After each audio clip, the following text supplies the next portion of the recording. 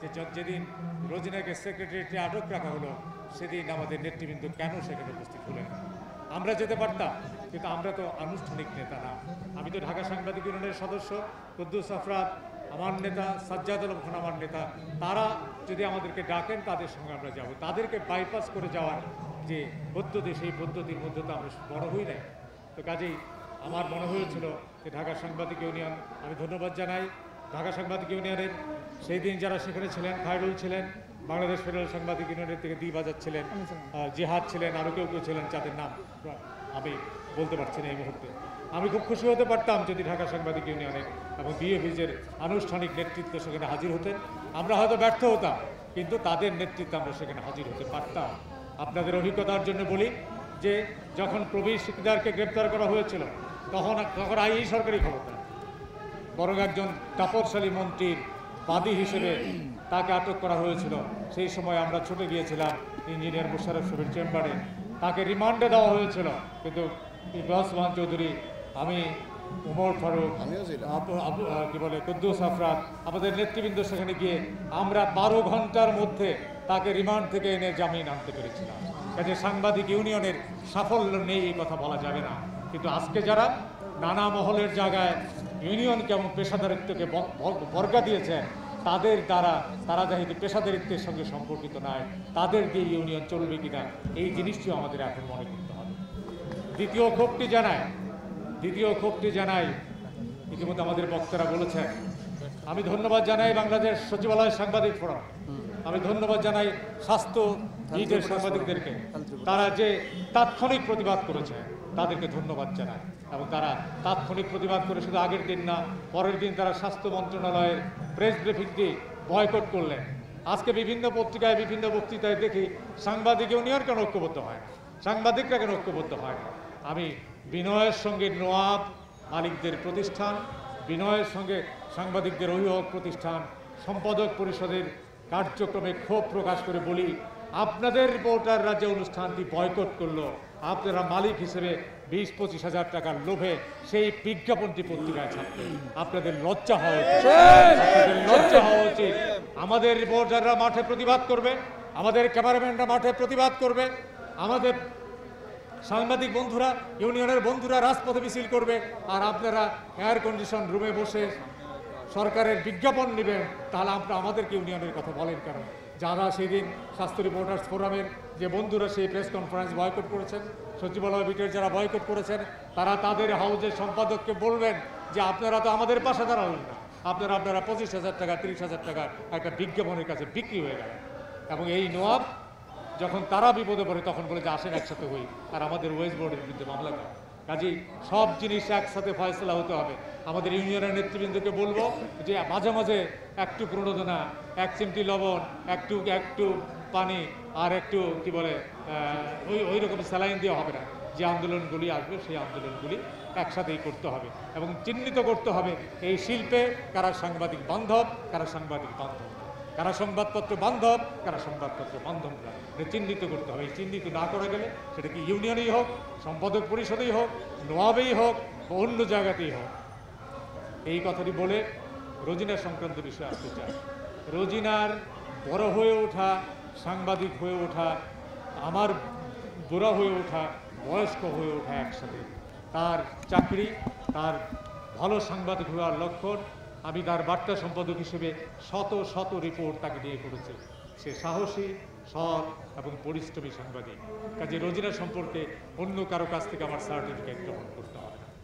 এখন রোজিনার সঙ্গে যা আচরণগুলি করা হয়েছে নেতৃবৃন্দ বলেছেন, আমি সেই বিষয়ে বলতে চাই না। আমি 2-3টি কথা বলতে চাই। একটি হচ্ছে রোজিনার বিরুদ্ধে যে মামলা দেওয়া হয়েছে 1923 সনের অফিসিয়াল সিক্রেটস আইন। অফিসিয়াল সিক্রেটস আইন হয়েছিল প্রথম বিশ্বযুদ্ধের পরে যুদ্ধকালীন বিশ্বে যাতে এই পক্ষের তথ্য অন্য পক্ষে না যায়, সেই জন্য আইনটি করা হয়েছিল। এই 7 পৃষ্ঠার এই আইনটি আপনারা পড়ে দেখবেন।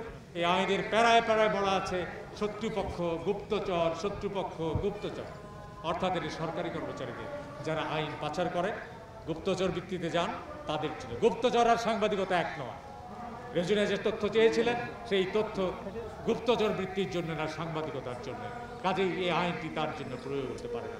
এই আইনটি একটি মৃত আইন। আইনটি মৃত আইন। মাননীয় প্রধানমন্ত্রীকে বলতে চাই, মাননীয় প্রধানমন্ত্রী 2009 সনে যখন তথ্য অধিকার আইন হয়, 2008 সনের সামরিক শাসনের সমর্থিত সরকারের 119টি অধ্যাদেশের মধ্যে আপনার নেতৃত্বে সংসদের প্রথম অধিবেশনে যে অধ্যাদেশটি আইনে পরিণত হয়েছিল সেটি হচ্ছে তথ্য অধিকার আইন। তখন আপনার দলের মধ্যে, আমলাদের মধ্যে অনেক মানুষ এটার বিরোধিতা করেছিল, কিন্তু আপনার সদিচ্ছার জন্য সেই তথ্য অধিকার আইন প্রণীত হয়েছিল। যারা জানেন না তাদের জন্য বলি, তথ্য অধিকার আইনে বলা আছে অবারিত তথ্য প্রবাহের জন্য অন্য কোনো আইনে যাহাই থাকুক না কেন তথ্য অধিকার আইন অগ্রাধিকার পাইবে। অর্থাৎ আর যে আইন থাকুক না কেন তথ্য অধিকার আইন হলো সর্বোচ্চ আইন। এই তথ্যকে বারিত করার জন্য রোজিনাকে যে আটক করা হয়েছে সেটা আইনের স্পিরিটের বিরুদ্ধে মাননীয় প্রধানমন্ত্রী। কাজেই আজকে যে আমলারা আপনাকে যে কোনো তথ্য দিয়ে, যে কোনো ব্রিফিং দিয়ে বলে রাখুক না কেন আপনার সাংবাদিক বান্ধব যে সদিচ্ছা তার বিরুদ্ধে এই সিদ্ধান্তটি হয়েছে। দ্বিতীয়, আপনি মাননীয় প্রধানমন্ত্রী আপনার সদিচ্ছাতেই ফৌজদারি দণ্ডবিধির 501, 502 সংশোধন করা হয়েছে। আগে সাংবাদিকদেরকে তাদের বিরুদ্ধে কোনো অভিযোগ হলে পরে তাদেরকে গ্রেপ্তার করা হতো, তাদেরকে অফিস থেকে গ্রেপ্তার করা হতো। জিয়াউর রহমানের শাসনামলে জহুর হোসেন চৌধুরী সংবাদের সম্পাদক, তার বিরুদ্ধে জনশক্তি প্রতিমন্ত্রী আতাউদ্দিন খান মামলা করেছিলেন। মধ্যরাতে তাকে কোমরে দড়ি দিয়ে জেলখানায় নিয়ে যাওয়া হয়েছিল। মাননীয় প্রধানমন্ত্রী আপনি আপনার নিজের উদ্যোগে, তখন সংসদীয় কমিটির নেতা ছিলেন সুরঞ্জিত সেনগুপ্ত, এই সংসদীয় কমিটির প্রচণ্ড বিরোধিতা স্বাস্থ্য মন্ত্রণালয় এবং সেখানের কর্মকর্তারা যদি মনেই করে থাকেন যে রোজিনা এই কাজটি করেছে, তার বিরুদ্ধে একটা মামলা করলে কোর্ট সেখান থেকে সমন জারি করতে পারত, সেই সমনে সে হাজির হতে পারত। কাজে মাননীয় প্রধানমন্ত্রী এই স্বাস্থ্য মন্ত্রণালয়ের চোর আমলারা, এই কিছু দুর্বৃত্তরা এই কাজটিকে, এইটি তার চেতনার বিরুদ্ধে।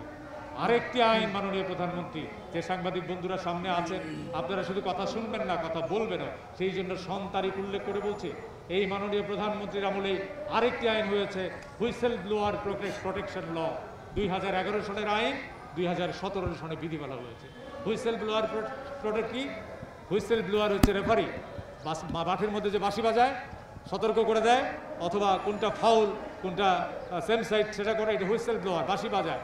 কাজেই তথ্য অধিকার আইনের মধ্যে, এই হুইসেল ব্লোয়ার আইনের মধ্যে আছে যে দেশের জন্যে, রাষ্ট্রের জন্যে, মানুষের কল্যাণের জন্য যদি আমি কোনো কাজ করি সেটি অন্য আইনে যাই থাকুক না কেন হুইসেল ব্লোয়ার আইন আমি প্রোটেকশন পাবো। কাজে রোজিনা যে কাজটি করেছিল, তিনি গুপ্তচর নন, তিনি একজন সাংবাদিক হিসেবে তিনি হুইসেল ব্লোয়ারের আইনটি করেছিলেন এবং তিনি দুর্নীতি ধরিয়ে দিয়েছিলেন। তার একটি উদাহরণ দেই, যে রোজিনার রিপোর্ট প্রথম আলোতে ছাপা হয়েছিল যে স্পুটনিকের সঙ্গে যে আমরা যে চুক্তি করছি স্পুটনিকের ভ্যাকসিনের জন্য, সেখানে রাশিয়া কতগুলি অন্যায্য শর্ত আমাদের সরকারের উপর চাপিয়ে দিয়েছে এবং বাংলাদেশ সরকার সেই অন্যায্য শর্তে রাজি হয় না। মাননীয় প্রধানমন্ত্রী এই রিপোর্টটি ছাপা হওয়ার পরে যখন মানুষ জানলো আপনি দেশের পক্ষে, মানুষের পক্ষে, সম্মানের পক্ষে অবস্থান নিয়েছেন, অন্যায্য শর্তে রাজি হন নাই, তখন কিন্তু মানুষ আপনাদেরকে বাহবা দিয়েছে। কাজে রোজিনার প্রত্যেকটি কাজ হুইসেল ব্লোয়ার হিসেবে, সাংবাদিক হিসেবে, মানুষের কল্যাণে, দেশের কল্যাণের জন্য। ভালো সাংবাদিকরা অসংখ্য রোজিনার পক্ষে যে আমরা মাঠে নেমেছি, কারণ সে ভালো সাংবাদিক। ভালো সাংবাদিক শুধুমাত্র শুভানুধ্যায়ী তৈরি করে না, ভালো সাংবাদিক শুধু বন্ধু বান্ধবী তৈরি করে না, শুভাকাঙ্ক্ষী তৈরি করে না, ভালো সাংবাদিক শত্রুও তৈরি করে। স্বাস্থ্য মন্ত্রণালয়ে রোজিনার সেই শত্রু তৈরি হয়েছে। যারা টাকা মিলিয়ন টাকা ঘুষ খান, পাচার করেন, সেই চক্র রোজিনার বিরুদ্ধে। কাজেই আজকে যে সকল বন্ধুরা এই বিষয় নিয়ে সমালোচনা করছেন তাদের বলি যে আপনারা কার পক্ষে থাকবেন? ওই স্বাস্থ্য মন্ত্রণালয়ের চোর সিন্ডিকেটের পক্ষে, স্বাস্থ্য মন্ত্রণালয়ের দুর্বৃত্ত সিন্ডিকেটের পক্ষে, স্বাস্থ্য মন্ত্রণালয়ের যারা বাংলাদেশের এত সুনাম অর্জনের যে জায়গাটি স্বাস্থ্য মন্ত্রণালয়ের একের পর এক দুর্নীতির মধ্য দিয়ে ম্লান হয়ে যাচ্ছে, আমি তার পক্ষে। মাননীয় প্রধানমন্ত্রী আপনি বাংলাদেশের মর্যাদা রক্ষার জন্যে আপনার নেতৃত্বে বাংলাদেশ উন্নয়নের সূচকে অগ্রগামী, আন্তর্জাতিক বহু জায়গায় অগ্রগামী, উন্নয়নশীল দেশ থেকে আমরা উন্নত দেশে রওনা হয়েছি। আপনার 2041 পর্যন্তের উপরে আমাদের সামনে আছে।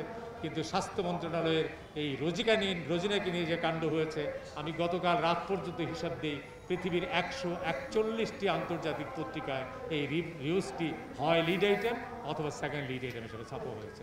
রাষ্ট্রের ভাবমূর্তি, আপনি একদিক দিয়ে আপনার সদিচ্ছা দিয়ে রাষ্ট্রকে এগিয়ে নিয়ে যাবেন, আর এই দুর্বৃত্তরা ক্রেন দিয়ে আপনার উদ্যোগকে মাটির সাথে মিশিয়ে দিবে। মাননীয় প্রধানমন্ত্রী, আমরা সাংবাদিকরা আপনার প্রোটেকশন চাই, আমরা আপনার প্রোটেকশন চাই।